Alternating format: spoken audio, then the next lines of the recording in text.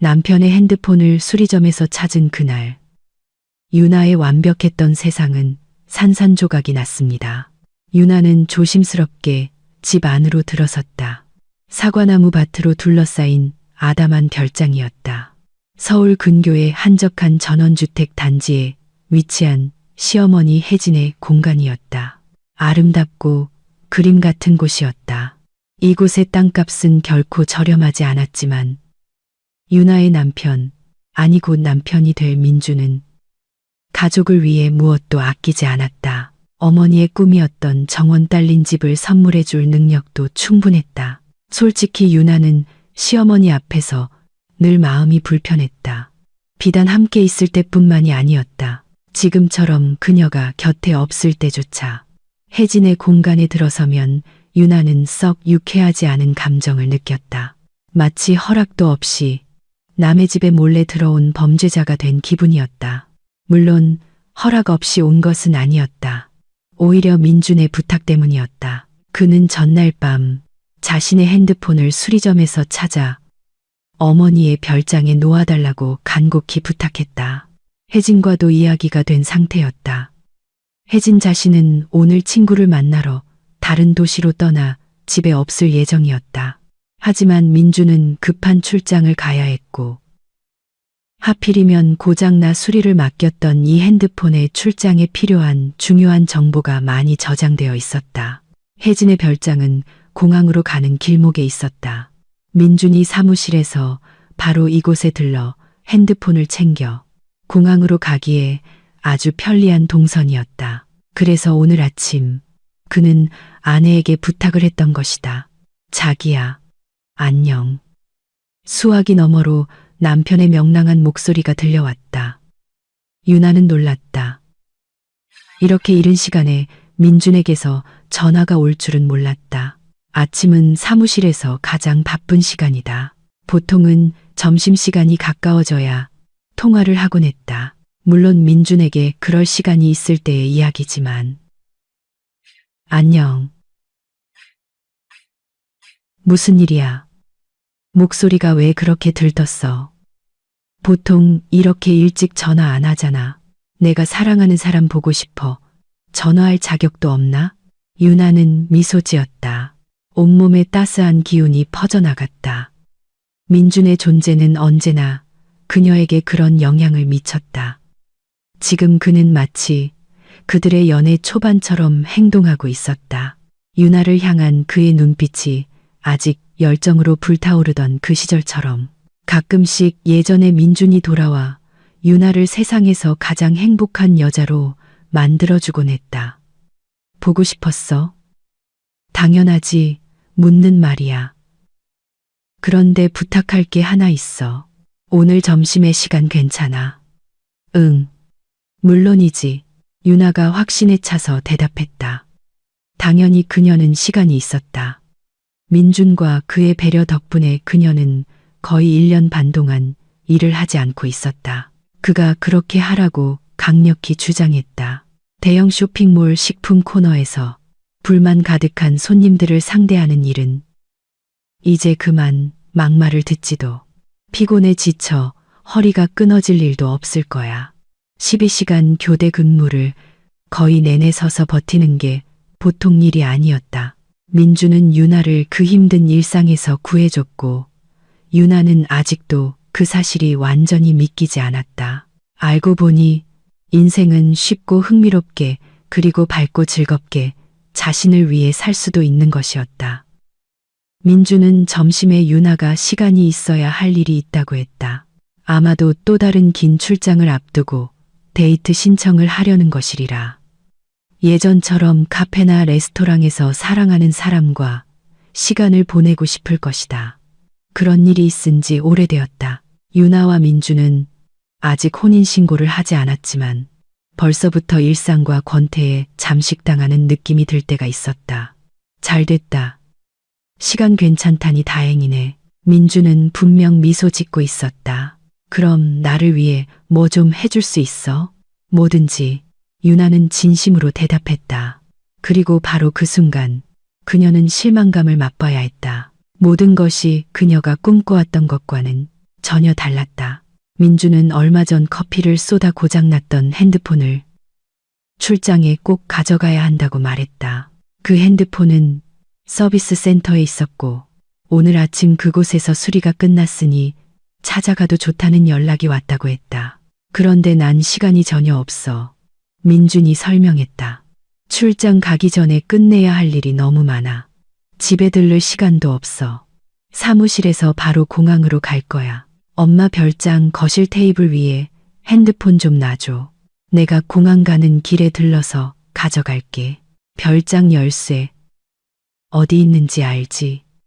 알아. 유나는 슬프게 한숨 쉬었다.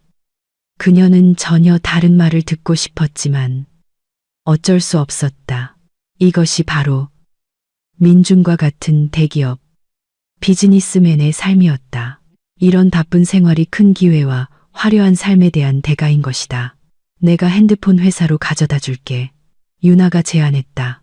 당신 떠나기 전에 얼굴이라도 볼 수 있잖아. 아니, 자기야. 그럴 필요 없어. 곧 회의가 시작돼. 3, 4시간은 좋게 걸릴 거야. 뭐 하러 기다려. 그냥 엄마 별장 거실 테이블 위에 놔줘. 그럼 끝나는 일이잖아. 정말 큰 도움이 될 거야. 유나는 한숨을 쉬며 민준이 말한 대로 하겠다고 대답했다. 그녀는 벌써부터 그가 그리웠다. 그는 곧 다른 도시로 2주 동안이나 떠날 것이다. 민준은 이런 출장이 잦았다. 사업은 그의 모든 것을 요구했다. 유나는 민준이 이미 많은 것을 잃었다고 생각했다. 그의 아버지가 이룩하고 그가 물려받은 것만으로도 10번의 풍족한 삶을 살기에 충분했다. 하지만 민준은 멈출 줄 모르는 것 같았다. 사업은 그에게 단순히 돈을 버는 수단이 아니었다. 그것은 게임이자 오락이었고 그의 삶 그 자체였다. 아마도 민준의 아버지인 박 회장이 만들고 그 후 민준 자신이 몇 배로 키워낸 이 제국은 유나가 사랑하는 사람에게 자식과도 같은 존재였을 것이다. 그는 결코 이 모든 것을 버리거나 자신의 일생일대의 사업을 남의 손에 넘기지 않을 것이었다. 유나는 그것을 명확히 이해했다. 유나는 민준을 사랑했다. 아주 많이 사랑했고 그에게 있어 자신이 언제나 일 다음인 이순이라는 사실을 받아들일 준비가 되어 있었다. 하지만 마음 깊은 곳에서는 민준이 그토록 원하는 아이가 생기면 많은 것이 변할 것이라고 희망했다. 남편이 삶의 우선순위와 가치관을 다시 생각하게 될 것이라고. 그리고 이제 유나는 순종적인 아내처럼 서비스 센터에 가서 핸드폰을 찾아왔다. 지금 그녀는 시어머니 혜진의 집, 그녀가 그토록 사랑하는 별장에 와 있다. 이 별장의 모든 것은 사랑과 큰 기쁨으로 꾸며져 있었다. 아주 세련되고 아름다운 공간이었다. 혜진의 안목은 의심할 여지가 없었지만 유나는 이곳에서 이방인이었다. 완벽한 이방인. 안타깝게도 민준의 어머니는 아들의 연인을 썩 좋게 생각하지 않았고 그 사실을 거의 숨기지도 않았다. 물론 유나는 그녀를 충분히 이해했다. 민준은 어릴 때부터 최고의 것들에 둘러싸여 자란 왕자님이었다. 명문대 교육, 뛰어난 외모, 손안에 쥔 거대한 사업. 당연히 혜진은 그렇게 성공하고 잘생기고 영향력 있는 아들 곁에 유나보다 더 가치 있는 누군가가 있기를 바랐을 것이다. 때때로 유나 자신도 민준이 자기에게서 무엇을 보았는지, 왜 하필 자신을 선택했는지 이해할 수 없었다. 그녀는 조용하고 수수하고 눈에 띄지 않으며 거의 빈곤 속에서 자랐다. 아니, 그녀와 어머니가 굶주린 적은 없었다. 어머니는 자신과 딸에게 그럭저럭 괜찮은 생활을 보장해주기 위해 여러 일을 했다. 식탁에 음식이 떨어진 적은 없었지만 모녀는 유나의 부모님이 이혼한 후 남겨진 아주 작은 원룸에서 비좁게 살았다. 소녀는 이웃집 아이들이 입던 옷을 물려 입었고 스스로 돈을 벌기 시작해서야 처음으로 바다를 보았다. 사람이 많고 유동인구가 많은 곳이라 일은 항상 넘쳐났다. 특히 저녁 시간에는 유나의 계산대 앞에 불만 가득한 사람들로 긴 줄이 생기기 일쑤였다. 힘들고 보람도 없는 일이었다. 몇몇 손님들은 줄 서는 것에 지쳐 자기들 생각에 그다지 재빠르지 않은 젊은 판매원에게 거친 말을 서슴지 않았다. 어머니는 유나에게 다른 운명을 바랐다. 그녀 자신도 판매원으로 일했기에 그 일이 얼마나 힘든지 누구보다 잘 알았다. 어머니는 무슨 일이 있어도 외동딸이 고등교육을 받게 하리라 결심했다. 그것이 성공과 사회에서의 필요성을 보장해 준다고 믿었기에 유나는 고등학교를 졸업하고 지방의 한 대학교에 진학했다. 하지만 과외를 시킬 돈은 없었기에 유나는 혼자서 시험을 준비했다. 최종 점수는 나쁘지 않았지만 명문학과에 장학금을 받고 입학할 만큼 높지도 않았다. 그래서 유나는 점수에 맞춰 갈 수 있는 식품공학과로 진학했다. 훌륭한 직업이야. 필요하고 중요한 일이지. 어머니는 기뻐했다. 딸이 대학생이 되었다는 사실을 한동안 믿지 못했다. 유나는 고개를 끄덕였다. 그녀 자신도 이제 성공할 수 있을 것 같았다. 대학 시절은 빠르게 지나갔다. 어머니는 약속대로 자신과 딸의 생계를 계속 책임졌다. 딸아, 넌 공부만 열심히 해. 일할 생각은 아직 하지 마. 유나는 공부에 매진했고 우수한 성적으로 대학을 졸업했다. 그리고 그 다음은 그들이 사는 도시에는 그녀의 전공을 살릴 만한 일자리가 많지 않다는 사실이 드러났다. 그나마 있는 자리도 이미 오랫동안 굳건히 차지한 사람들이 있었다. 억울했다. 유나는 일자리를 찾아다녔다. 포기하지 않고 공장과 회사의 문을 두드렸다. 도시에 있는 모든 식품 관련 기업을 직접 찾아다녔다. 아무 소용이 없었다. 결국 더 나은 시절이 올 때까지 임시방편으로 쇼핑몰 판매원으로 취직했지만 전공을 살릴 일자리를 찾으리라는 희망은 날이 갈수록 희미해졌다. 몇 년이 흘렀다. 유나는 힘든 판매원 일에 지쳤지만 식품 코너의 급여는 괜찮았고 보너스도 잘 나왔기에 버텼다. 덕분에 친구들과 바다로 여행도 다녀왔고 이제는 같은 쇼핑몰에 세련된 매장에서 예쁜 옷을 사 입을 수도 있었다. 친구들과 카페에 앉아 수다를 떨고 심지어 어머니 집 수리를 도와드릴 여유도 생겼다. 물론 호화롭게 살지는 않았지만 그녀의 수입 덕분에 집안의 경제 사정은 한결 나아졌다. 유나는 민준이 처음 말을 걸기 훨씬 전부터 그를 주목하고 있었다. 드라마 주인공처럼 잘생긴 젊은 남자였다. 키가 크고 다부진 체격, 완벽하게 균형 잡힌 이목구비, 짙은 아몬드 모양의 눈, 날렵한 광대뼈, 단호한 턱선, 아름다운 입술의 곡선. 그는 항상 단순하지만 세련되게 옷을 입었다. 유나는 보통 그가 유명 카페에 커피 한 잔을 손에 들고 빠른 걸음으로 지나가는 것을 보았다. 그 카페는 쇼핑몰 안에 있었다. 아마도 그 젊은 남자는 가끔 이곳에 들러 간단히 요기하는 것을 좋아하는 듯했다. 처음에는 그가 유나를 알아채지 못했지만 유나는 종종 그를 눈으로 피했다. 그는 마치 다른 세상에서 온 사람 같았다. 아마 그래서 그 남자가 유나의 마음을 끌었을 것이다. 그러던 어느 날 우연히 그들의 시선이 마주쳤다. 유나와 민준.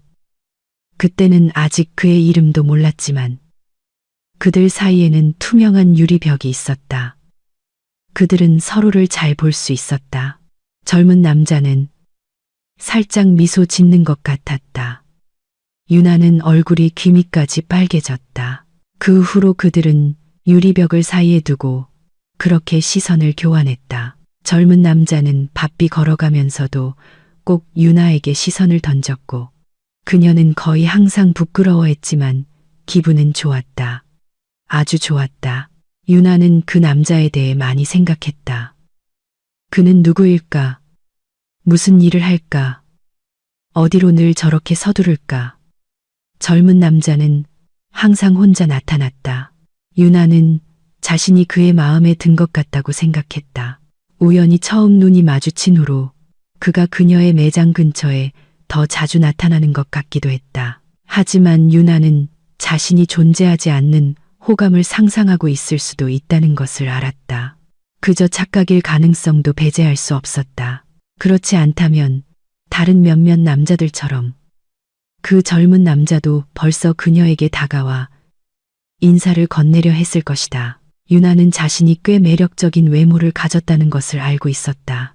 운이 좋았다. 옅은 홍조가 도는 맑고 빛나는 피부, 활짝 웃을 때 드러나는 하얀 치아, 맑은 푸른 눈, 메밀꿀 색깔의 풍성하고 윤기나는 머리카락. 그렇게 유나의 머리색을 묘사한 것은 한때 그녀를 짝사랑했던 동창이었다. 그 표현이 마음에 들었다. 정말 비슷했다. 그래서 유나는 이성의 관심 부족을 느끼지 않았다. 이 쇼핑몰 안에도 그녀를 따르는 충실한 팬이 몇 명 있었다. 보안요원 안드레이, 방학 동안 아르바이트를 하는 대학생, 단골 손님 아나톨리, 심지어 포장재 매장 사장인 드미트리까지. 하지만 그들은 모두 너무 평범하고 무미건조했다. 유나는 다른 누군가를 꿈꿨고 자신이 더 나은 대우를 받을 자격이 있다고 생각했다. 그런데 갑자기 이 남자가 나타난 것이다.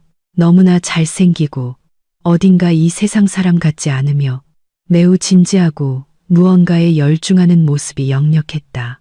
겉보기에는 유나와 동갑내기 같았지만 어른스럽고 독립적이며 자신감이 넘쳤다. 어느 날 유나의 계산대 앞에 긴 줄이 늘어섰다.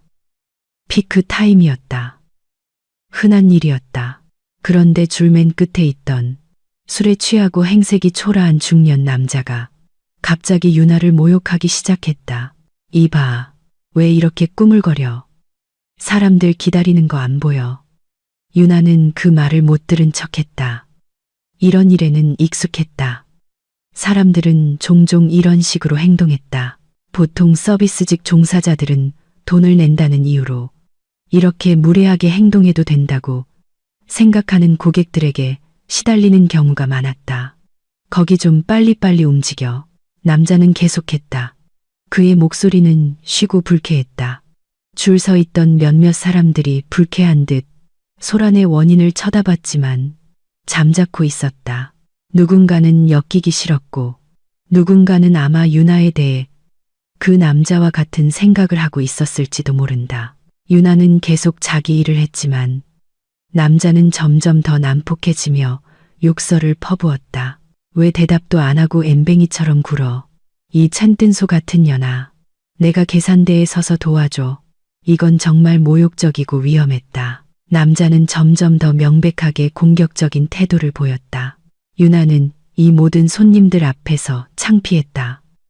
이런 취급을 받으면서도 아무 대꾸도 할 수 없다는 사실 때문에. 웬 황소가 여기서 음매거리고 있나? 그때 갑자기 차분한 남자의 목소리가 들려왔다. 유나는 그 순간 손님들에게 등을 돌리고 한 할머니 손님의 사탕을 담고 있었다. 천천히 돌아선 그녀는 처음에는 자기 눈을 믿을 수 없었다. 놀라서 소리를 지를 뻔했다. 이런 상황은 전혀 예상하지 못했다. 그 무례한 남자 위로 그가 서 있었다. 바로 그 남자.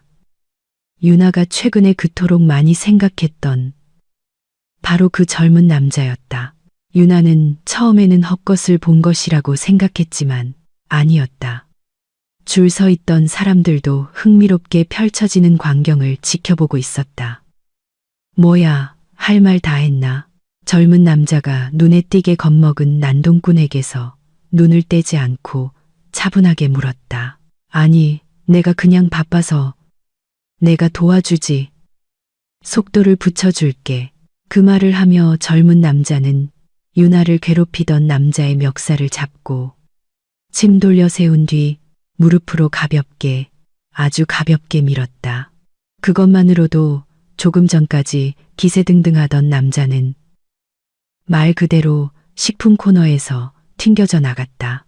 줄 서 있던 사람들은 환호성을 질렀다. 누군가는 젊은 남자에게 박수까지 쳤다. 거봐, 드디어 진짜 남자가 나타났네. 불쌍한 아가씨를 위해 나서줬어. 이 추한 장면 내내 유나에게 사탕을 담아달라고 했던 바로 그 할머니가 결론을 내렸다. 감사합니다. 유나는 자신의 구원자에게 미소 지었다. 정말 영화처럼 필요한 순간에 우연히 그가 곁에 있었던 걸까? 그리고 그가 얼마나 단호하고 침착하게 상황을 해결했던가? 아마 그 남자를 내쫓을 필요도 없었을 것이다. 젊은 남자의 단호하고 확고한 눈빛만으로도 충분했을 것이다. 그날 민주는 유나의 퇴근 시간까지 기다려 주었다.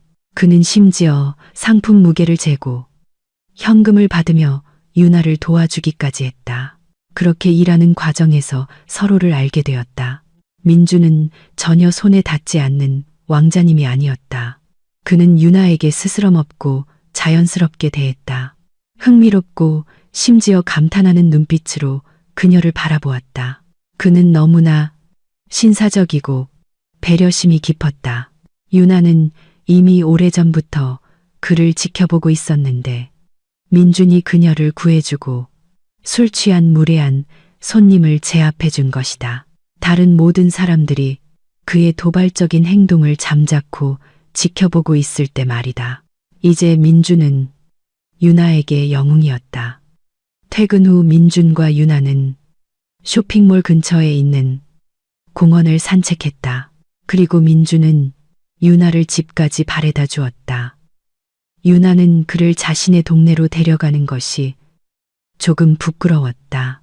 민준이 그녀가 얼마나 낡은 집에 사는지 보고 실망할까봐 걱정됐다. 하지만 그는 유나의 동네의 초라한 환경에 전혀 신경 쓰지 않았다. 그때 이미 유나는 확실히 알고 있었지만 민주는 전혀 다른 환경에 익숙한 사람이었다. 민주는 그때 주변을 둘러보지도 않는 것 같았다. 그의 모든 관심은 오직 유나에게만 집중되어 있었다. 결국 믿을 수 없는 일이 일어났다. 그들은 사귀기 시작했다. 성공하고 부유한 왕자와 가난한 동네 출신의 소녀. 모든 논리와 세상의 이치를 거스르는 커플이 탄생한 것이다. 그런데 놀랍게도 민준과 유나 두 사람 모두 이 관계에서 완벽한 조화를 느꼈다. 유나는 때때로 자신들이 하나의 온전한 존재의 반쪽인 것 같다고 생각했다.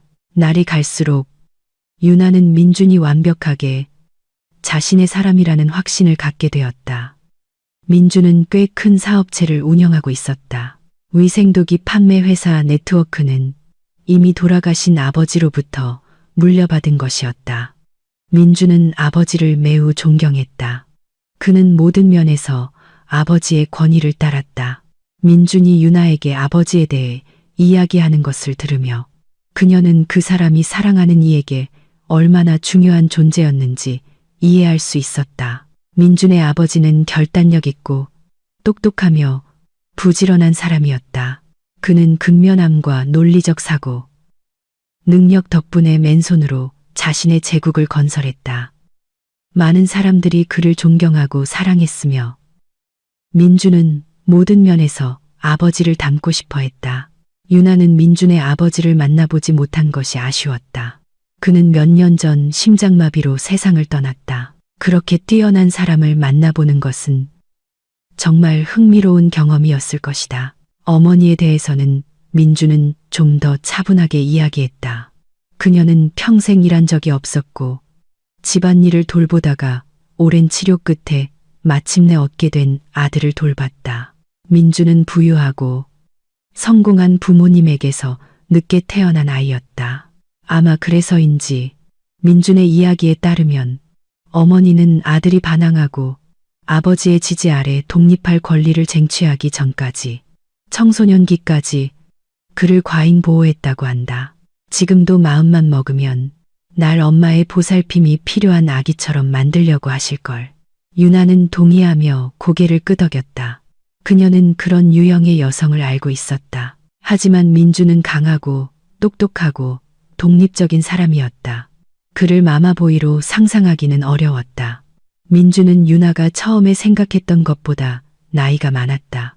그녀는 그들이 거의 동갑이라고 생각했지만 민주는 그녀보다 5살이 많았다. 하지만 나이 차이는 크게 느껴지지 않았다. 물론 민준이 더 똑똑하고 경험이 많았지만 그는 유나를 동등하게 대했고 그 점이 정말 좋았다. 유나는 그들이 이제 함께라는 사실에 더할 나위 없이 기뻤다. 하지만 어머니와 친구들, 그들의 관계를 아는 모든 사람들은 한 목소리로 유나에게 이 관계가 오래가지 않을 것이라고 장담했다. 딸아, 너무 깊이 빠지지 마. 어머니는 고개를 저었다. 네가 사랑에 빠진 거 알아. 어쩌면 인생에서 처음으로. 하지만 민주는 너도 알다시피 그런 사람들은 자기 수준에 맞는 신부감을 고른단다. 너는 그냥 일시적인 호기심일 뿐이야. 그냥 네가 그가 익숙한 여자들과 달라서 그런 거야. 친구 빛나가 거들었다. 당분간은 흥미롭겠지. 하지만 곧 지루해질 거고 너만 나중에 상처받을 거야. 그러니까 처음부터 너무 기대하지 마. 유나는 그런 말을 듣는 것이 고통스러웠다. 동시에 어머니와 친구가 질투심에서 그런 말을 하는 것이 아니라 진심으로 유나를 걱정하고 미리 대비책을 마련해 주려는 것임을 이해했다. 민준이 곁에 없을 때 가까운 사람들의 말은 매우 그럴듯하게 들렸다. 유나는 논리적으로 생각하며 깨달았다. 그래, 정말로 자신과 민준이 어디에 있단 말인가? 그들이 어울리는 한 쌍인가? 이런 관계는 미스매치라고 불린다. 이런 관계는 결코 좋은 결말로 끝나지 않는다. 민주는 곧 가난하고 순진한 여자에게 실증을 느끼고 장신의 모델들과 부유한 사업가들의 딸들이 있는 자신의 세계로 돌아갈 것이다. 하지만 민준이 곁에 있을 때, 그 감탄 어린 시선으로 그녀를 바라볼 때 유나는 확신을 가졌다. 우리 관계는 괜찮을 거야. 우린 서로를 위해 태어났으니까. 민준 자신도 항상 그렇게 말했다. 그리고 그는 아예 자기 집으로 이사 오라고 제안했다. 저녁마다 너랑 헤어지는 게 너무 싫어. 그가 유나에게 고백했다. 그럴 필요도 없잖아. 내 집은 넓고 너도 분명 마음에 들어 할 거야. 같이 살아보는 거 어때? 응. 유나는 한치의 망설임도 없이 숨을 내쉬었다. 그녀도 그것을 원했다. 함께 살고 서로를 돌보고 서로의 품에서 잠들고 깨어나는 것. 그리고 이제 그들은 거의 가족이나 다름없었다. 민준의 아파트는 유나에게 친숙하고 사랑스러운 공간이 되었다. 이제 아침마다 그녀는 그들을 위해 아침을 준비했고 저녁에는 특별한 저녁 식사를 만들려고 노력했으며 민준이 그녀의 요리를 얼마나 맛있게 먹는지 보며 큰 기쁨을 느꼈다. 맛있다. 어떤 레스토랑에서도 이렇게 요리하지 않아. 그가 칭찬했다. 그 순간 유나의 눈은 행복으로 빛났다. 민주는 금세 유나의 모든 것이 되었다. 공기, 삶, 빛. 그는 그녀가 알지 못했고 민준이 아니었다면 결코 보지 못했을 세상을 보여주었다. 그들은 여행을 하고 도시의 흥미로운 장소를 산책하고 많이 웃고 다양한 주제에 대해 이야기했다. 하지만 민주는 매우 바쁜 사람이었다. 그는 일 때문에 다른 도시나 심지어 다른 나라로 자주 출장을 갔다. 출장은 몇 주까지 길어질 수 있었고 그동안 유나는 끔찍하게 외로웠다. 그녀는 단 1분도 민준과 떨어져 있고 싶지 않았지만 그의 과도한 바쁨이나 관심 부족에 대해 결코 그를 탓하려 하지 않았다. 일과 사업이 민준에게 얼마나 큰 의미인지 이해했기 때문이다. 그것은 단순히 돈을 버는 방법이 아니었다. 그것은 삶이었고 흥미였고 강렬한 감정이었다. 민주는 자주 자리를 비웠다. 일이 그의 많은 시간을 차지했지만 그가 곁에 있을 때 민준의 모든 관심은 오롯이 유나에게만 쏠렸다. 그러면 유나는 세상에서 가장 행복한 사람이 된 기분이었다. 그렇게 거의 2년이 흘렀다. 유나는 자신이 민준의 아내라고 느꼈다. 그들은 정말 부부처럼 살았다. 달콤한 연애의 초기의 설렘은 지나가고 거의 가족 같은 따뜻한 관계로 자리 잡았다. 민준은 아이를 꿈꿨다. 그가 처음 그 말을 했을 때 유나는 기쁨에 숨이 멎을 뻔했다. 그것은 그가 그녀를 사랑한다는 의미였기 때문이다. 그녀와 가정을 이룰 만큼 사랑한다는 뜻이었다. 비록 민준이 아직 유나에게 청혼하지는 않았지만 그들이 조만간 결혼할 것이라는 데에는 의심의 여지가 없었다. 그것은 이미 당연한 일처럼 여겨졌다. 우리 아기가 생기면 얼마나 행복할까 상상해봐. 민준이 말했다. 넌 정말 멋진 엄마가 될 거야. 그리고 나는 그 아이를 위해 산이라도 옮길 거야. 세상에서 가장 행복한 아이가 될 거야. 난 조금도 의심하지 않아. 비록 두 사람이 혼인신고를 하지 않았고 유나가 청혼을 받지도 않았지만 그들은 아기를 계획하고 있었다. 둘 다 이 문제에 매우 책임감 있게 접근했고 나쁜 습관을 버렸다. 사실 이건 그리 어렵지 않았다. 민준도 유나도 술을 과하게 마시거나 담배를 피우지 않았다. 민준은 운동을 했고 유나도 헬스장에 다니도록 독려했다. 사실 유나에게 일을 그만두라고 부탁한 것도 민준이었다. 스트레스 받는 일이잖아. 하루 종일 서 있어야 하고 게다가 계속 무례한 소리를 듣고 넌 신경 쓰고 걱정하고 육체적으로도 힘들어. 건강에 좋지 않아. 내가 우리 둘 다 쉽게 부양할 수 있는데 뭐하러 이래? 유나는 생각하고 또 생각한 끝에 동의했다. 결국 그녀는 자신의 일을 결코 좋아한 적이 없었다. 정말로 힘들고 신경 쓰이고 지치게 하는 일이었다. 사랑하는 사람의 보살핌. 그것은 너무나 기분 좋은 일이었다.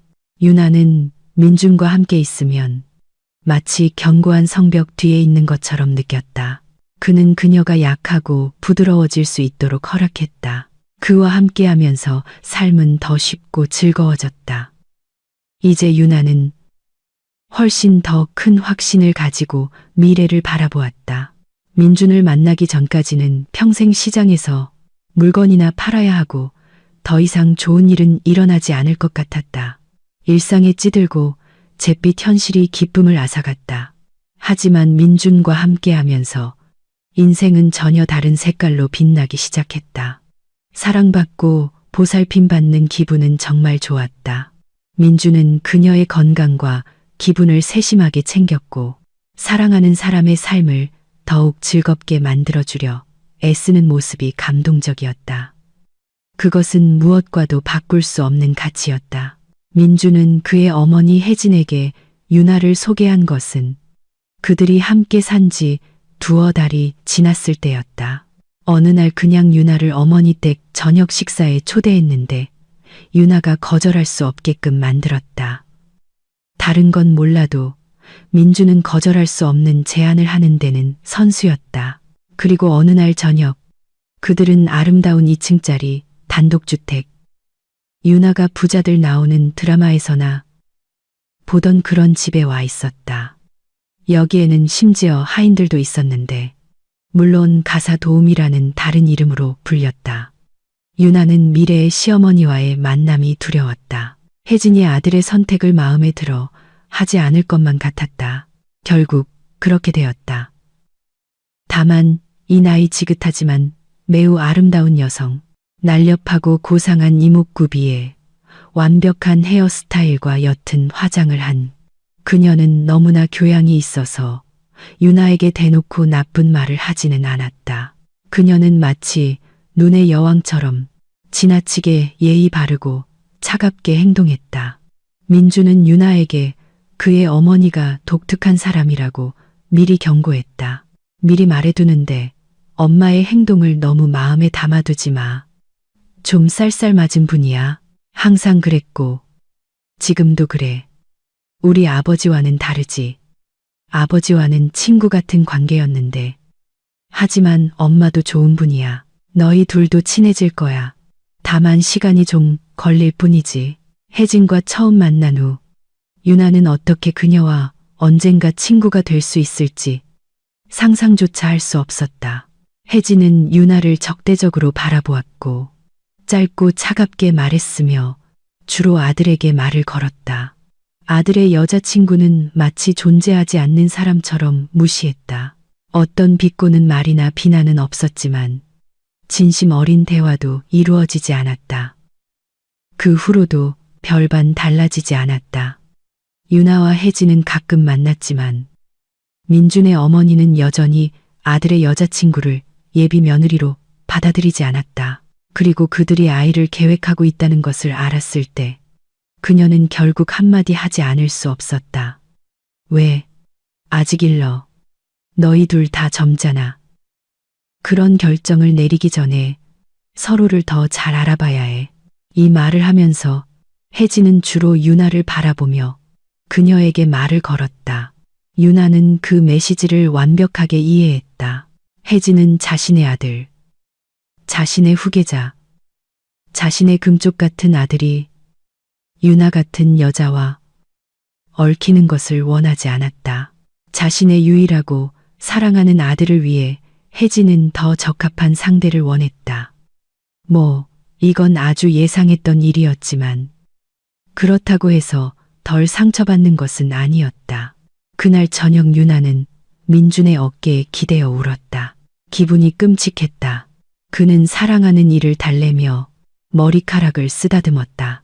그녀가 뭐라고 했든 무슨 상관이야. 그냥 한 말일 뿐이야. 내 인생의 모든 결정은 오래전부터 내가 직접 해왔어. 민준이 말했다. 유나는 고개를 끄덕였다. 정말 그랬다. 민준은 결단력이 있었다. 그는 둘의 모든 것을 결정했고 유나는 그것에 만족했다. 그의 날개 아래, 그의 보호 아래 있는 느낌이 좋았다. 그들은 계속해서 아이를 계획했다. 유나는 민준이 얼마나 아버지가 되고 싶어 하는지 좋았다. 사랑하는 이가 아직 청혼하지 않았다는 사실조차 그녀를 신경 쓰이게 하지 않았다.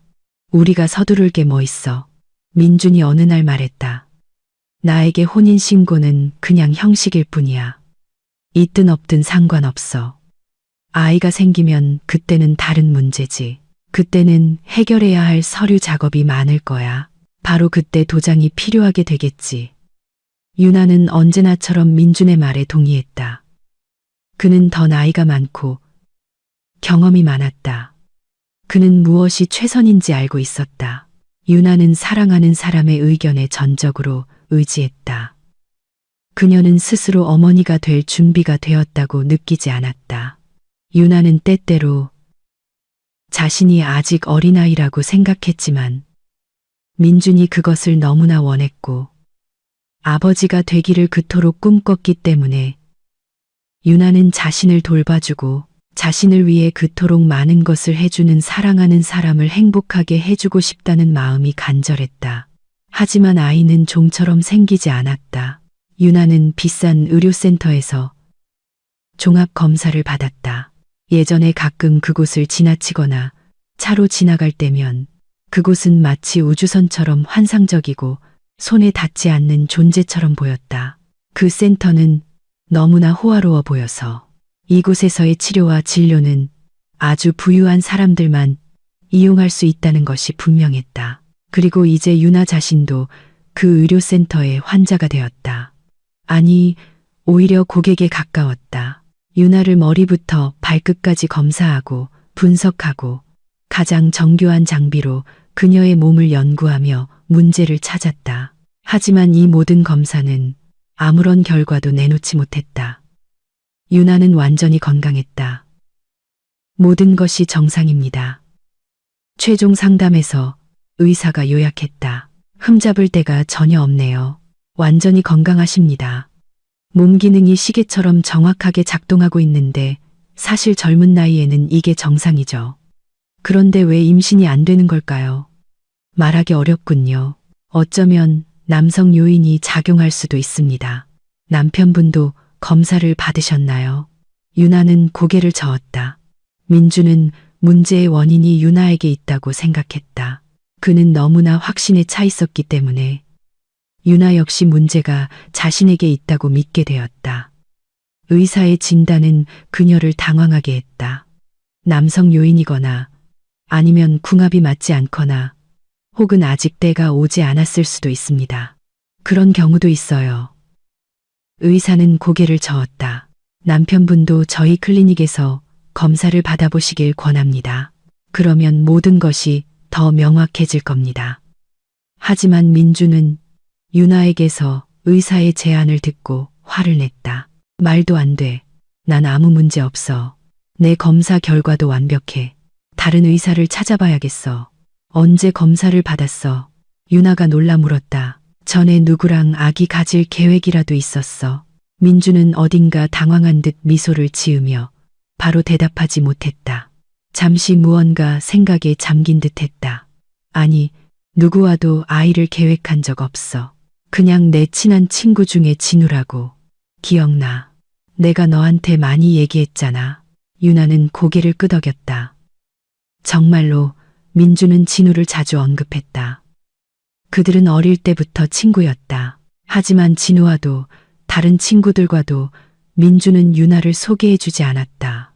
이상하게 느껴졌다.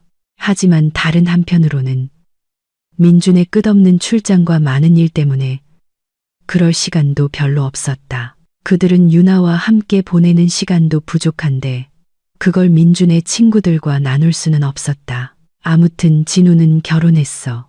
알다시피 그 부부도 아이를 계획했는데 우리처럼 잘 안 됐어. 그래서 부부가 같이 검사를 받았지. 둘 다에게서 문제가 발견됐어. 진우에게는 요즘 남자들에게 흔히 나타난다는 병이 발견됐고 간단한 수술을 받았고 그 후에는 완전히 건강해졌어. 의사들이 진우에게 운이 좋았다고 했대. 비교적 젊은 나이에 자녀 계획을 생각해서 병을 제때 발견했다는 거지. 5, 6년만 더 끌었으면 영원히 불임이 됐을 거래. 너도 알다시피 내가 가족이나 아이와 관련된 문제에 얼마나 진지하게 접근하는지 알잖아. 유나는 동의하며 고개를 끄덕였다. 물론 그녀는 그것을 아주 잘 알고 있었다. 바로 그 때문에 유나는 민준 곁에서 완전히 보호받고 있다고 느꼈다. 그는 중요한 문제들을 진지하게 다루었고 항상 올바르고 신중한 결정을 내렸다. 그래서 나도 만일을 위해 검사를 받았어. 아직 가족을 이룰 준비가 된 여자를 만나지도 않았을 때 말이야. 봐. 내가 너를 만나기 위해 얼마나 미리 준비했는지. 유나는 미소 지었다. 이야기가 조금 이상하게 들렸다. 뭔가 석연치 않은 구석이 있었다. 하지만 그 방향으로 생각하고 싶지는 않았다. 그것은 민준의 정직함을 의심하는 것이 될 테니까. 시간은 흘렀다. 민준은 여전히 많은 일을 했다. 최근에는 평소보다 더 많았다. 출장이 잦아졌다. 민준은 지쳐갔다. 그들은 이제 거의 외출하거나 여행을 가지 않았다. 유나는 그들이 멀어지고 있다고 느꼈다. 하지만 민준이 집에 있을 때면 그는 여전히 유나에게 아이가 생기면 얼마나 멋진 가정을 이룰지에 대해 이야기했다. 너에게서 아이를 낳고 싶어 하는 사람은 너를 차갑게 대할 수 없어. 유나는 그렇게 생각했다. 민준의 어머니 혜진과 유나는 가족 행사에서 주기적으로 만났다. 때로는 혜진의 저택에서, 때로는 그녀가 진심으로 사랑하는 별장에서 만남이 이루어졌다. 이 만남들은 어쩔 수 없는 의무였고 어색하고 차갑게 진행되었다. 아마도 혜진은 유나가 직접 만난 민준의 주변 인물 중 유일한 사람이었고 가장 중요한 사람이었을 것이다. 어쨌든 어머니니까 유나는 미래의 시어머니와 친해지려고 진심으로 노력했지만 모든 것이 소용없었다.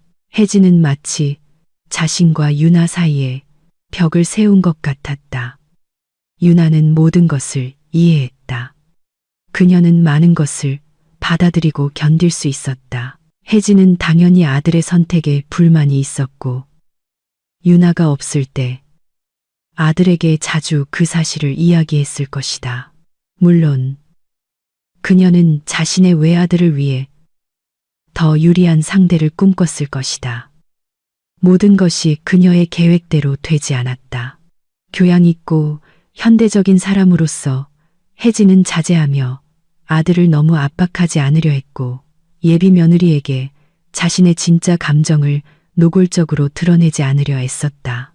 혜진은 유나를 직접적으로 비난하거나 면전에서 경멸을 표한 적은 단 한 번도 없었다. 하지만 젊은 부부에게 아이가 생기지 않는 것에 대한 진심 어린 기쁨은 아무리 애써도 숨길 수 없었다. 유나는 민준이 그 이야기를 꺼낼 때마다 혜진의 얼굴에 떠오르는 만족스러운 미소를 알아차렸다. 그는 어머니에게 검사 진행 상황과 의사의 조언에 대해 이야기했다. 분명히 속상해했다. 하지만 혜진의 얼굴은 무표정했지만 눈은 만족스럽게 웃고 있었다. 바로 그렇게 유나 자신도 전에는 눈만으로 그렇게 만족스럽게 미소 지을 수 있다는 것을 몰랐다. 그리고 그것이 유나를 상처 입혔다. 사랑하는 사람의 가장 가까운 사람이 자신들의 불행을 기뻐하는 것을 보는 것은 고통스러웠다. 어느 날 유나는 어머니와 아들 사이에 우연한 대화를 엿듣게 되었다. 그 대화는 그녀를 매우 불안하게 만들었다. 비록 그녀가 민준과의 관계에 대한 혜진의 태도를 이미 잘 느끼고 알고 있었지만 말이다. 그날도 또 다른 가족 저녁 식사 자리였다. 유나는 식탁에 혼자 남았다. 혜진은 부엌으로 갔고 민준은 유나의 생각으로는 화장실에 갔다. 유나는 혜진을 돕기 위해 서둘러 부엌으로 가려 했다. 혹시 도움이 필요할지도 모르니까. 하지만 유나는 부엌에 들어가지 못했다. 문 앞에서 민준이 어머니와 무언가 논쟁하는 소리를 들었기 때문이다. 그 순간 그들의 대화를 방해하는 것은 분명히 좋지 않았다. 엄마, 우리가 얼마나 이걸 꿈꾸는지 아시잖아요. 의학계에 아는 분 있으시죠? 그분께 제대로 검사받게 해주세요. 분명히 건강한 젊은 두 사람에게 아이가 생기지 않는 데에는 이유가 있을 거예요. 이제 의학계에 아는 사람 없어. 알라 이모는 너도 알다시피 해외로 이민 갔고 그분 말고는 아무도 없었어. 엄마, 그거 사실 아니잖아요. 민준이 주장했다. 제발 좀 도와주세요. 뭐가 그렇게 어려우세요? 이 분야 전문가 좀 찾아주세요. 엄마는 인맥이 있잖아요.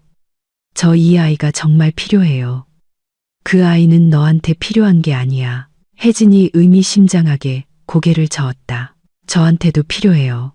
민준이 반박했다. 운명이 너한테 신호를 보내고 있다고 생각 안 해봤니? 내 계획이 그다지 성공적이지 않다는 신호 말이야. 그 길로 가서는 안 된다는 거. 그렇게 하면 안 돼. 넌 지금 크나큰 정말 엄청난 실수를 하고 있는 거야. 유나는 문 뒤에서 얼어붙었다. 혜진의 말은 너무나 이상하고 이해할 수 없었다. 계획, 실수, 잘못된 길. 설마 그녀가 민준이 유나와 인생을 엮는 것을 그토록 반대하는 걸까? 혜진은 아들의 잘못된 선택을 비난하고 있었다. 이건 그녀로서도 너무 과했다. 유나는 조용히 자기 자리로 돌아왔다. 그 후 아무것도 듣지 않은 척 행동하는 데 큰 노력이 필요했다. 엿들은 대화에 대해서는 민준에게조차 말하지 않았다. 부끄러웠다. 그리고 사실 거기서 뭘 그렇게 특별한 걸 들었다고 혜진이 자신을 어떻게 생각하는지는 비밀도 아니었지 않은가. 유나는 전부터 예비 시어머니가 아들이 불우한 그녀의 생각으로는 가정 출신의 여자와 사귀는 것을 못마땅해 한다는 것을 알고 있었다. 그리고 민준에게 가끔 그 모든 것을 털어놓는 것이다. 불쌍한 민준, 어머니에게서 많은 것을 들어야만 한다. 민준은 항상 어머니와 유나가 단둘이 남지 않도록 신경 썼다. 유나는 이것을 알아차렸고 당연히 사랑하는 이가 이런 식으로 어머니의 잠재적인 공격이나 비꼬는 말, 상처 주는 말로부터 자신을 보호해주고 있다고 생각했다. 유나는 혜진이 정말로 그런 짓을 할 수 있다고는 생각하지 않았다. 너무 교양 있고 예의범절을 너무나 중시하는 사람이었으니까. 하지만 그런 그의 감동적인 배려에 민준에게 감사했다. 그녀는 여전히 미래의 시어머니와의 관계가 좋아지기를 희망했다. 점차 그들은 가족이 되고 정상적으로 소통할 수 있게 될 것이라고. 그건 정말 중요한 일이다. 분명 아이가 모든 것을 바로잡아 줄 것이다. 아이가 친척들 사이를 화해시키고 연결고리가 되며 많은 기쁨과 행복을 가져다 줄 것이다. 무언가 유나에게 속삭였다. 혜진은 손주를 위해 산이라도 옮길 준비가 된 사랑 많고 따뜻한 멋진 할머니가 될 것이라고. 그녀의 마음은 분명 녹아내릴 것이다. 전반적으로 혜진은 꽤 괜찮은 사람이었다. 유나는 그녀에게서 많은 좋은 점을 보았다. 다만 아직 그들 사이에는 보이지 않는 벽이 서 있을 뿐이었다. 그리고 유나가 아무리 그 벽을 뚫으려 해도 아무것도 되지 않았다. 그래서 지금 민준의 부탁으로 혜진의 별장에 완전히 혼자 있게 된 유나는 그토록 불편함을 느꼈던 것이다. 혜진은 결코 그녀를 반긴 적이 없었다. 이곳에서 유나는 환영받지 못했다. 그녀는 원치 않는 손님이었다. 하지만 어쩌겠는가. 민준이 자신의 핸드폰을 거실 탁자 위에 놓아달라고 부탁했다. 유나는 그렇게 할 것이다. 그녀는 사랑하는 사람을 위해 많은 것을 할 준비가 되어 있었다. 이것뿐만이 아니었다. 민준은 그녀를 위해 정말 많은 것을 해주었다. 그가 공항 가는 길에 가져갈 수 있도록 핸드폰을 가져다 주는 것은 정말 사소한 일이었다. 유나는 문득 의심이 들었다. 기기가 정말로 고쳐졌을까? 확인해 보는 게 좋겠다. 혹시 모르니까. 그녀는 전원 버튼을 눌렀다. 화면이 순순히 깜박였다. 시스템이 부팅되기 시작했다. 괜찮은 것 같았다. 유나는 완전히 켜지기를 기다렸다가 다시 끄려고 했는데 갑자기 메시지 도착 알림음이 울렸다. 민준에게 어떤 영상이 도착했다. 유나는 무심코 다운로드 아이콘을 눌렀다. 자동적으로 그녀는 자신의 핸드폰에 메시지가 올 때마다 수백 번 그렇게 했다. 근육기억이 작동한 것이다. 지키. 물론 유나는 자신을 위한 것이 아닌 이 영상을 볼 생각은 없었다. 그렇게 되어버렸다. 유나는 즉시 메시지를 닫으려 했지만 화면에 보이는 것에 얼어붙고 말았다. 한 여성이었다. 젊고 아름다운 여성이 밝은색, 아마도 가죽 소파에 앉아 있었다. 긴 금발머리, 조각 같은 이목구비, 포토모델 같은 완벽한 몸매, 화려한 브론즈빛 태닝. 가장 이상했던 것은 이 미녀가 입고 있는 옷이었다. 유나는 경악하며 화면을 응시했다. 자기야, 안녕. 여자가 눈부시게 미소 지으며 말했다. 민준아, 너무 보고 싶었어. 모두에게 또 출장 간다고 말하고. 곧 나한테 올 거라는 거 알아. 나 정말 시간 세고 있어. 이 문장 전까지 유나는 민준에게 누군가 그냥 인터넷 영상을 전달한 것이라고 생각할 수도 있었다. 하지만 이제 그 여자가 직접 민준을 부르고 사실까지 일치하자 민준은 정말로 모두에게 출장을 간다고 말했다. 의심의 여지가 없었다. 그 여자는 민준을 위해 영상을 녹화한 것이었다. 그들은 아주 가까운 사이인 것 같았다. 이제 그 평범한 여자애는 그만 버려. 여자가 우아하게 아름다운 샴페인 잔에서 한 모금 마시며 계속했다. 아무짝에도 쓸모없다는 게 명백하잖아. 알아. 넌 또 그게 그렇게 간단하지 않다고. 먼저 새롭고 건강하고 순진한 여자를 찾아서 그녀에 대해 모든 걸 알아내야 한다고 말하겠지. 네가 이 문제에 얼마나 진지하게 접근하는지 알아. 하지만 그게 네 유나랑 계속 시도하는 것보다 더 빠르지 않을까. 어쩌면 다른 여자랑은 우리 플랜 B를 더 빨리 실현할 수 있을지도 몰라. 난 이제 걔가 싫어. 모든 게 너무 길어지고 있어. 질투나기 시작했어. 유나는 방금 들은 것을 이해하려고 애썼다. 그렇다. 이야기는 자신에 관한 것이었다. 낯선 여자는 심지어 그녀의 이름까지 불렀다. 아직 이해가 되지 않았다. 이 모든 것이 무엇을 의미하는지에 대한 생각이 머릿속에 전혀 없었다. 분명한 것은 단 하나였다. 뭔가 이상하고 잘못되고 좋지 않은 일이 벌어지고 있다는 것. 자기야. 화면 속 여자가 다시 활짝 웃었다. 그녀는 치약이나 치과 광고 모델을 해야 할 것 같았다. 미소가 정말 눈부셨다. 내 사랑 너무 보고 싶어. 빨리 와.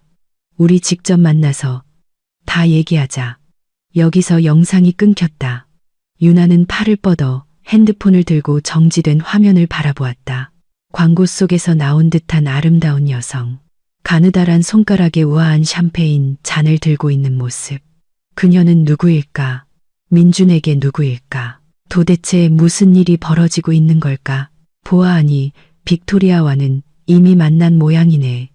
유나의 등 뒤에서 목소리가 들렸다.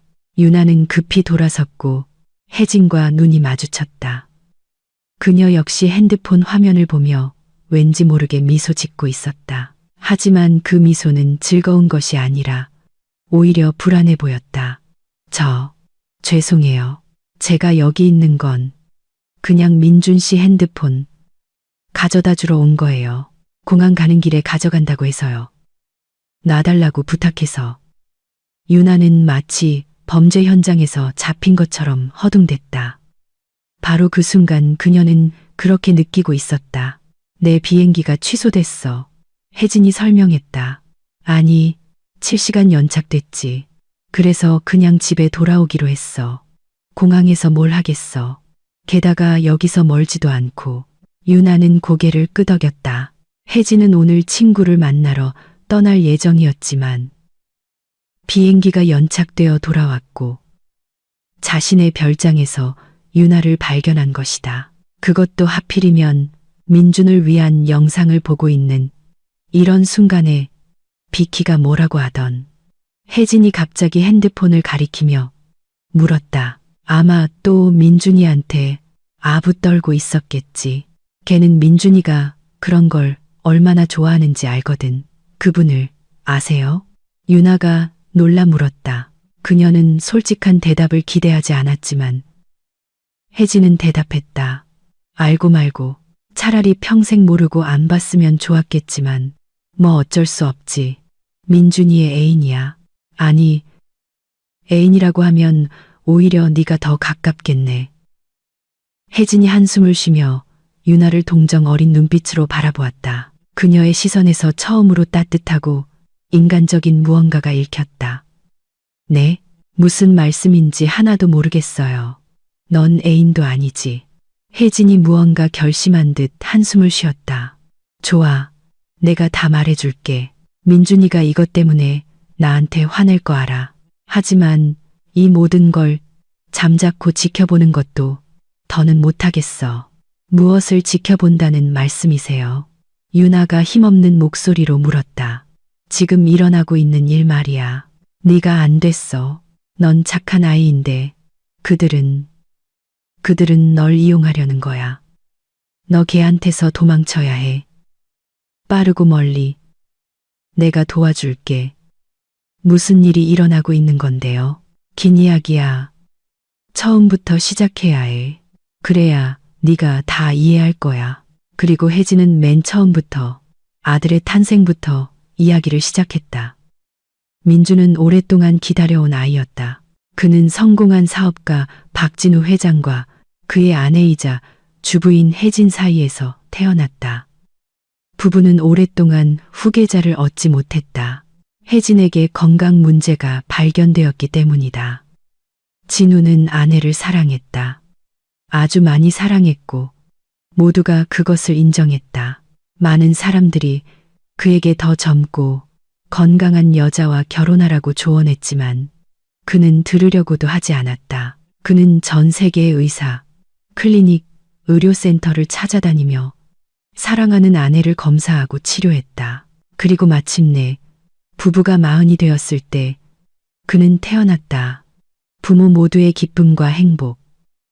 아들 민준이었다. 주변 사람들은 진우가 날 얼마나 사랑하는지 감탄했지. 혜진이 씁쓸하게 유나를 보며 말했다. 처음엔 나 자신도 행운아라고 생각했어. 하지만 진우는 날 사랑한 게 아니었어. 그냥 자신의 소유물로 여겼고 자신의 회사나 기업만큼이나 나를 소중히 여겼을 뿐이야. 누군가 그의 회사를 뺏으려 하거나 그의 자식 같은 기업에 손대려 하면 진우는 경쟁자들을 잔인하게 처리했어. 나한테도 그랬지. 난 민준이가 태어나기 전에 그를 떠나려고 했어. 수영 강사와 사랑에 빠졌거든. 진우가 그걸 알게 됐고 그 사람은 그냥 사라졌어. 결국 찾지 못했지. 그 죄책감을 안고 살아야 했어. 혜진은 눈을 내리깔았다. 그 생각과 기억이 여전히 그녀에게 고통을 주고 있음이 분명했다. 진우는 냉혹하고 잔인한 사람이었다. 그는 거대한 사업을 철권으로 다스렸다. 파트너와 경쟁자들 사이에서 그는 진짜 상어로 통했다. 사람들은 그를 두려워하고 존경했다. 진우의 길을 막는 사람들에게는 때때로 끔찍한 일이 일어났다. 그의 아내의 마음에 들었던 그 수영 강사처럼 진우는 소시오패스였어. 시간이 지나면서 그걸 아주 명확하게 깨달았지. 혜진이 말했다. 그는 타인에 대한 연민이 없었어. 진우는 그냥 원하는 걸 가졌어. 누군가 그를 방해하면 내 남편은 끔찍한 사람이었어.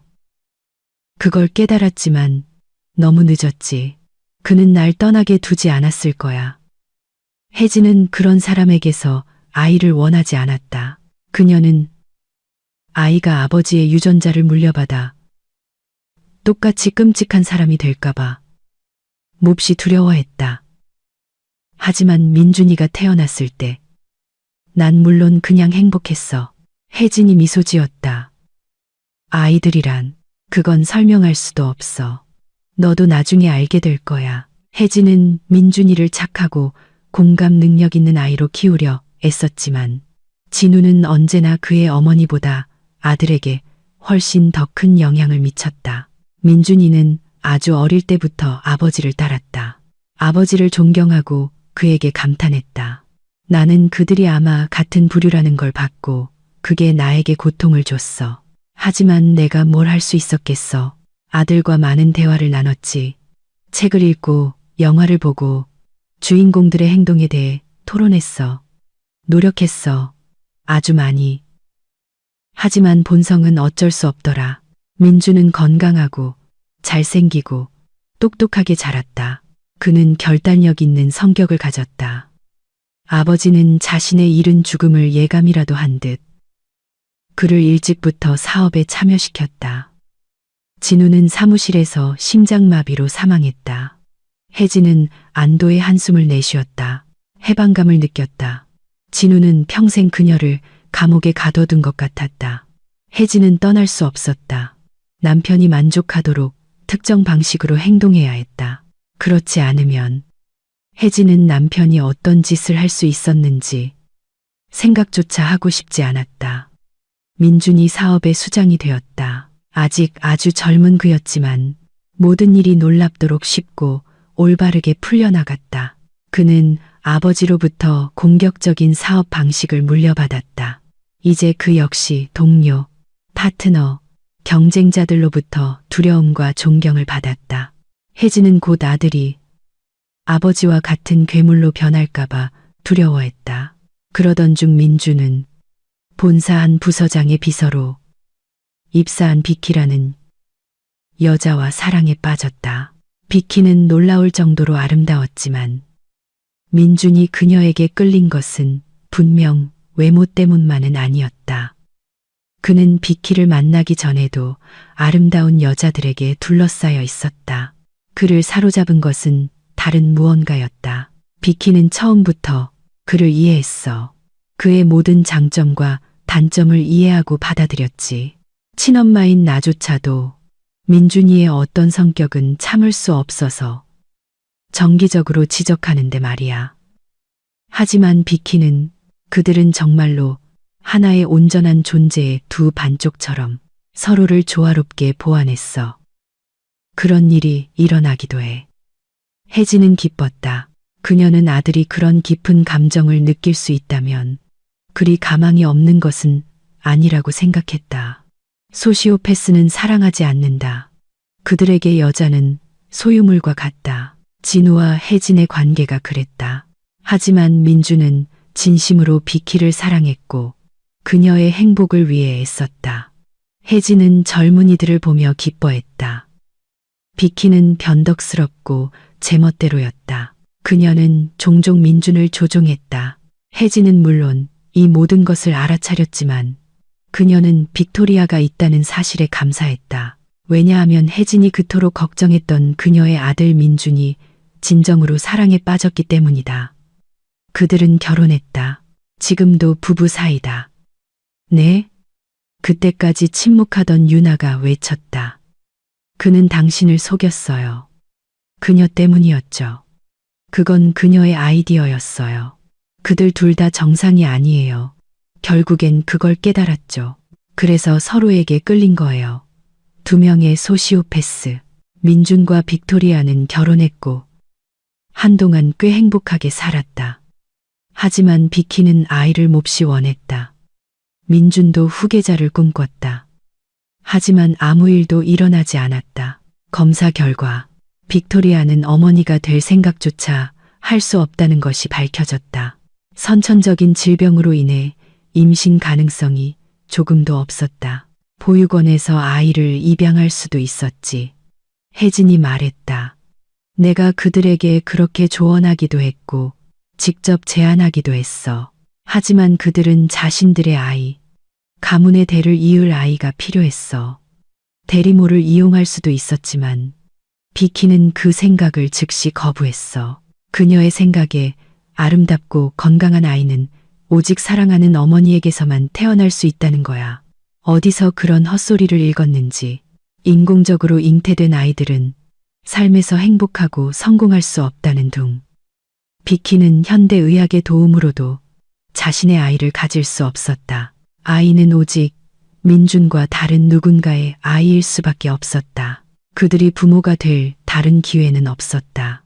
그래서 비키가 생각해낸 거야. 혜진이 한숨 쉬었다. 그 끔찍하고 괴물 같은 플랜 B를 그녀는 민준이 젊은 여자를 사랑에 빠지게 만들어야 한다고 결심했어. 그냥 젊은 게 아니라 예쁘고 건강하고 무방비한 여자. 아무도 그녀를 지켜주거나 나서줄 사람이 없는 그런 여자. 민준은 그녀와 관계를 맺어야 했어.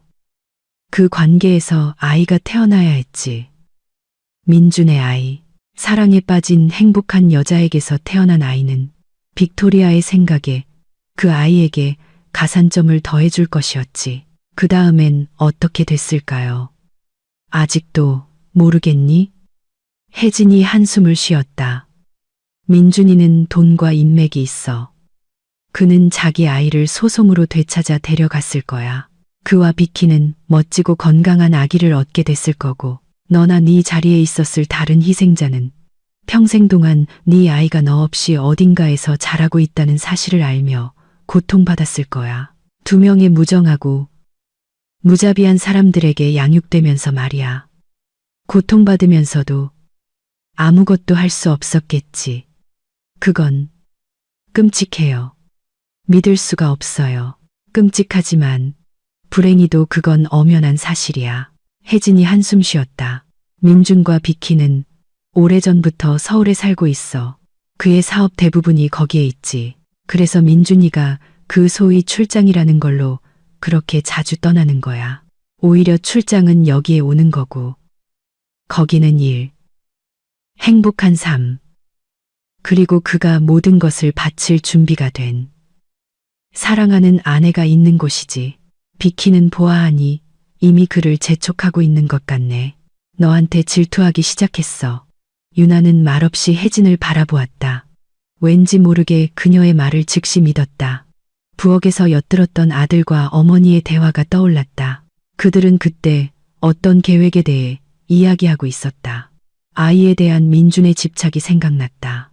그들은 거의 다른 이야기는 하지 않았다. 혜진과 유나가 단둘이 남지 않도록 민준이 얼마나 철저하게 신경 썼는지도 기억났다. 어머니가 이 모든 상황에 대한 그녀의 태도를 알고 불어버릴까봐 두려워했던 것이다. 그리고 친구 진우에 대한 그 어설픈 이야기, 불임 검사를 이미 받았고 아무 문제 없다는 것이 확인되었다고 우연히 말실수했을 때 민준이 지어낸 이야기도 떠올랐다. 물론 그는 비키와 아이를 계획할 때 그 검사를 받았을 것이다. 모든 것이 제자리를 찾았다. 나는 내와의 관계를 반대했어. 너희가 아이를 낳는 것도 반대했고 일이 잘 안 풀리는 것에 기뻐했지. 그렇게 된 건 정말 큰 행운이야. 내 감정을 숨기지 않았어. 적어도 그건 내가 할 수 있는 일이었으니까. 민준 씨가 없을 때 저를 찾아와서 이 모든 걸 미리 말씀해 주실 수도 있었잖아요. 그럴 수도 있었지. 혜진이 고개를 끄덕였다. 하지만 그 후엔 민준이가 나와 완전히 연락을 끊을까봐 두려웠어. 어쨌든 내 아들이잖아. 어떤 모습이든 난 그를 사랑해. 지금 우연히 마주쳤지만 만약 그렇지 않았더라도 조만간 너와 이야기했을 거야. 양심의 가책을 느꼈거든. 하지만 생각해보니 내가 계획했던 것보다 일이 더 잘 풀린 것 같아.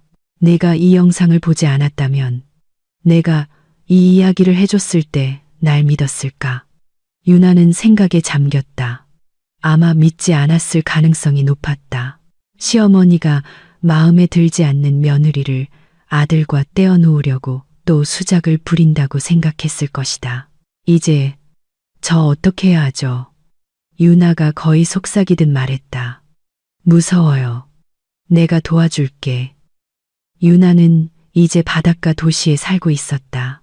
그녀는 아직도 언제든지 해변에 가서 짭짤한 바다 공기를 마시고 멋진 바다 풍경을 감상하고 갈매기 소리를 들을 수 있다는 사실이 믿기지 않았다. 혜진은 약속대로 그녀를 도와주었다.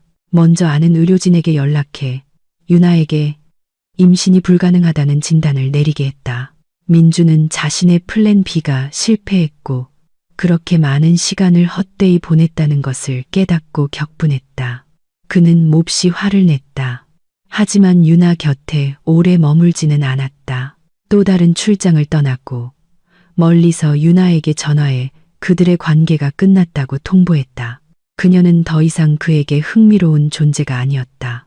이렇게 쉽게 혜진의 계산은 옳았다. 실제로 유나와 민주는 결혼이나 재산 관계로 묶여 있지 않았다. 만났던 것처럼 헤어졌다. 유나는 민준의 전화를 받고 큰 안도감을 느꼈다. 물론 그가 무언가 의심하지 않도록 놀라움과 슬픔을 연기했다. 그리고 혜진은 유나가 겪어야 했던 일에 대한 사과의 의미로 휴양 도시에 있는 작은 집을 선물했다. 네가 원하면 가족과 함께 거기서 살아도 되고 아니면 세를 줘도 돼. 그녀가 말했다. 네가 진심으로 안타까워. 넌 몇 년 동안 그들의 장난감이었어. 그들은 널 이용했고 난 모든 걸 알면서도 침묵했지. 제발 이 선물을 받아줘. 그래야 내 마음이 좀 편해질 것 같아. 그리고 이제 유나는 바닷가에 살고 있었다. 혼자가 아니라 남편과 함께. 지우는 따뜻하고 진실되며 다정한 사람이었다. 그들은 가끔 사소한 일로 다투기도 했지만 그것도 정상적인 일이었다. 지훈 곁에서야 유나는 비로소 차이를 이해할 수 있었다. 민준과의 모든 것에는 거짓의 냄새가 났다. 하지만 사랑에 푹 빠진 소녀는 그것을 알아채지 못했을 뿐이다. 이제 모든 것이 달랐다. 전혀 달랐다. 지훈과의 관계가 진심이라는 데에는 의심의 여지가 없었다. 때때로 유나는 불안한 생각에 사로잡혔다. 민주는 어떨까? 그와 비키는 새로운 희생자를 찾았을까? 혹시 이번에는 그들의 계획이 성공하면 어떡하지? 아주 멋지고 성공한 사람들이 얼마나 끔찍한 괴물이 될 수 있는지 놀라웠다. 혜진은 유나가 바닷가 집으로 이사 가기 전에 이제부터 아들을 감시하고 다시는 그런 짓을 못하게 하겠다고 장담했다. 이제 나는 훨씬 더 단호하게 행동할 거야. 두 눈 똑바로 뜨고 그들을 지켜볼 거야. 유나는 혜진이 진실을 말하고 있다는 것을 알았다. 그녀는 정말로 아들과 그의 아내를 감시할 것이다. 다만 그녀 자신이 위험에 처하지는 않을까. 하지만 유나는 그 문제에 대해 많이 생각하지 않으려 애썼다. 자신이 몇 년 동안 살았던 악몽, 두 잔인한 사람들의 계획 속에서 자신의 역할을 전혀 알지 못했던 그 악몽에 대해서도 마찬가지였다. 이 모든 것을 완전히 잊고 싶었다. 하지만 물론 그럴 수는 없었다. 어쨌든 유나에게는 이제 새롭고 밝고 햇살 가득하며 따뜻한 삶이 있었다. 그리고 유나는 그 삶의 모든 순간을 소중히 여겼다.